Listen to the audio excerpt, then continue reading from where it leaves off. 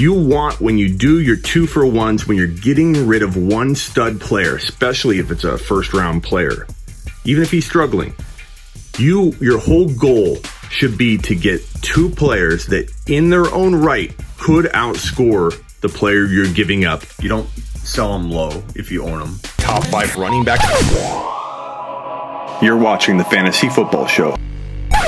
Take a lap. What's going on, everybody? Time to talk about what to do if you own Zeke Elliott. What to do if you want to acquire Zeke Elliott, because there's 2 sides to this coin. You don't just get rid of them. You don't sell them low if you own them.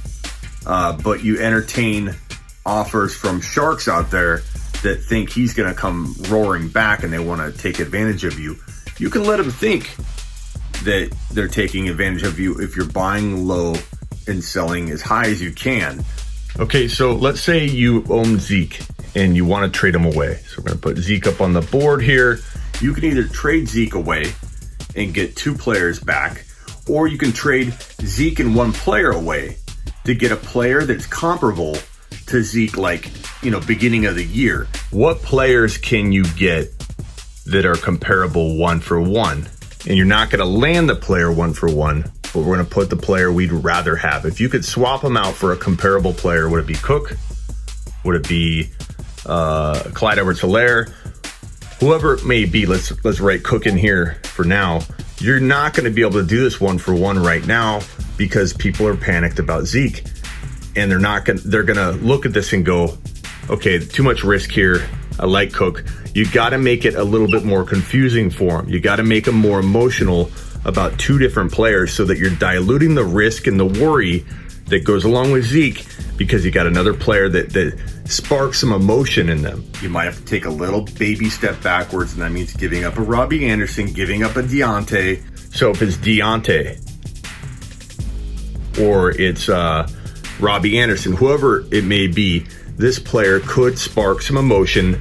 Maybe you get Madison back. Maybe you don't. Hopefully you do. And that might get something cooking, no pun intended. The other option would be to trade away, like I said, a Robbie Anderson, or maybe you have a player like Boston Scott or somebody that this owner may have like Sanders. Think creatively. I'm in panic mode as much as you guys are about Zeke, because you lose Dalton, you lose Dak, the team's in shambles, the defense is horrible. He's going to be scripted out of the running game a lot of the time, and then you're relying upon him receiving the football when the quarterback is garbage. When they're playing musical chairs at the quarterback position, how the hell is he going to be involved in the passing game? So I am in the business of selling him high, or selling him confusing, like in a fashion that I feel is going to look like I'm selling high at the end of the year. Another player you could go after would be Clyde Edwards-Helaire, and you may be able to do that straight up, but giving away an extra player might get it done. You might actually even be able to get a player. It just kind of depends on your league, your scoring, who you're dealing with, the kind of confidence level people have in Clyde. I think this would be a relatively even swap, and I would do it, but I would try and get more. Maybe you can get a Chark thrown in to the equation. And probably my favorite move is this 1-for-2, because you can go get 2 players that you can dilute your risk into having 2 players that can carry you through this COVID and crazy injury-filled season. Now, my favorite player to go get as the centerpiece of this trade, especially if you need a quarterback, is Lamar. He's coming off the bye. He's bye-free moving forward. I still believe in him, and you can get an extra player. Now, this would probably be the lowest you'd have to go if you wanted to just take Lamar and Chark, bank on Chark, moving forward. I like Chark a lot, but his situation is kind of garbage right now. But just like we saw Lockett kind of vanish and then pop back up, you're going to see this, I think, with Chark. Chark's going to reemerge as a very high-end wide receiver 2. A couple other players that might be in the realm of possibility for you would be like a Diggs. Diggs is struggling. to a lot of people. He's not. He's fine. He is a consistent quarterback now. But one bad game and people start freaking out. He's inconsistent again. He's back to his old ways. Diggs would be a great get with Lamar. For Zeke, you may not pull it off, but it's something to look at. And if you're not going quarterback here, let's say this guy owns JT, Jonathan Taylor. If you don't know, now you know. Buy low on Taylor. Buy low on Diggs. Maybe it's not Diggs. Maybe it's Evans. I know you doubt Evans, but I'm not asking you to believe in Evans at the Zeke level. I'm asking you to believe in Evans at a level that you can say to yourself, could Evans potentially on his own be as valuable as Zeke? Potentially. The answer is yes, potentially. Could Taylor be as good as Zeke on his own? The answer again is potentially.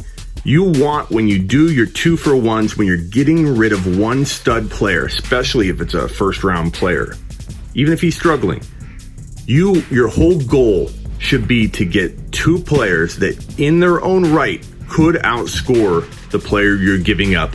It's not a lock, probably won't happen in both the cases, but let's say one of them goes down, then you still have a shot at doing well in the trade. If Taylor went down, Evans would still give you a shot at doing well in the trade. That's the key to doing a 2-for-1 properly. Now, this could be Godwin. And again, this could be Lamar. Maybe you need 2 receivers. Maybe it is Godwin. Maybe it's Evans and Diggs. Another good name, if you're getting rid of Zeke, would be Hunt. And the key to it, what I call the anchor, is this player. Who's the player you're anchoring your side of the trade on? Then after you set your anchor, you know what you can, what wiggle room you have to try and insert another player in here. Until you have this anchor player, you don't know how much you can put on the scale to try and make the scale look even to this person over here. So if you put Hunt over here and you put Zeke over here, sorry about the writing there, and if you throw, Mike Thomas into that, the scale is going to go, and that guy is not going to do that trade. You have to figure out a way to put enough in the scale to make this person think that they're winning.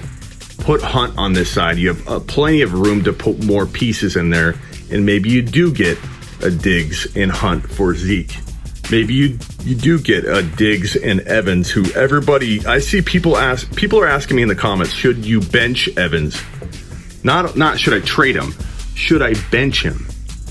And that tells me, and believe me guys, I get enough emails at sleeperu.com and enough phone calls at heysmitty.com. Heysmitty.com, learn about it. I get enough phone calls at heysmitty.com and at sleeperu.com that I know that this is attainable. Far too many people are emailing me and calling me right now asking if they should cut Evans, if they should trade him for garbage. So I know this is attainable. Zeke, Hunt and Evans. Zeke, Hunt and Diggs. Zeke, Diggs and JT. Zeke, Lamar, Evans. Zeke, Lamar, Diggs. You can get it done. Hopefully that was entertaining for you and you learned a little bit. We're going to do a whole lot more of that in the coming weeks and months. We're just getting started in the new studio, baby. And subscribe, follow, tell your friends. Top 5 running back. You're watching the Fantasy Football Show.